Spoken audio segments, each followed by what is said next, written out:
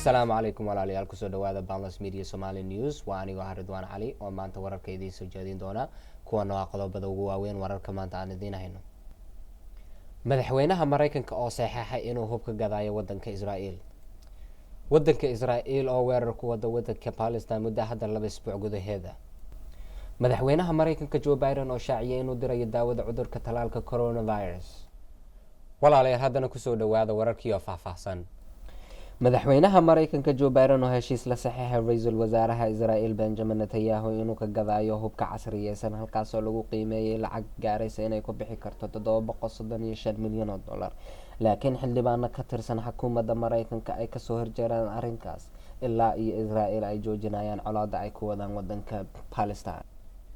wadanka Mareykanka ayaa hadda ugu yaraan 3 jeer istaajiyay UN inay kala dhaxgasho wadanka Israa'iil iyo wadanka Palestine. militariga Israa'iil oo duqeeya dhismo ay uga sheekiyay inay Hamas ay ku lahaayeen xafiis halkaas oo Mareykanku shaaciyay inayna wax cadeyna u haynin inay Hamas halkaas afis ay ku lahaayeen oo ahayd meel Al Jazeera iyo kuwa kale oo wararka soo saaro dhinaca Mareykanka ka socda ay xafiis halkaas ku lahaayeen.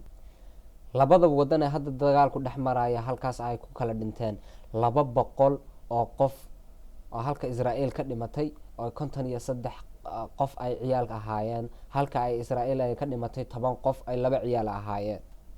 madaxweynaha Mareykanka Joe Biden oo shaaciyay inuu dirayo ugu yaraan 20 milyan oo daawada talaalka cudurka COVID-19 ah ugu dambeyn bishan dhamaadkeeda. daawooyinka noocuna ay kala yihiin Johnson, Pfizer kabtaasha loo yaqaan iyo Moderna. halkaas ay u diri doonaan wadamada aadka ugu baahan daawooyinkan talaalka. 60 milyan oo kale oo daawada talaalka ah ayaa Mareykanku u diri doonaa wadamada baahan halkaas oo la sugayay inay ogolaadaan maamulka cuntada iyo daawada oo loo yaqaan FDA-da. waa hagaag walaalayaal haddana waxa uu gadagali doonaa wararkii ka soo baxayay gobolka Maine. xarunta xakameynta cudurka ayaa xaqiijisay cudurkii dilaaga ahaa inuu soo gaaray gobolka Maine halkaas oo laga helay 11 qof. 10 qof waxaa laga helay cudurkii kasoo soconayay wadanka Ingiriiska halka hal qof laga helay wadanka cudurkii ka imaanayay wadanka India. xarunta xakameynta cudurrada iyo gudoomiyaha gobolka Maine Janet Mills ayaa shaaciyay in 70% dadka waaweyn ee ku nool gobolka Maine inay qaateen talaalkaas xabadii ugu horeysay. waa hagaag walaalayaal halkaasna waxaa noogu dhan wararkii aan maanta idin haynay.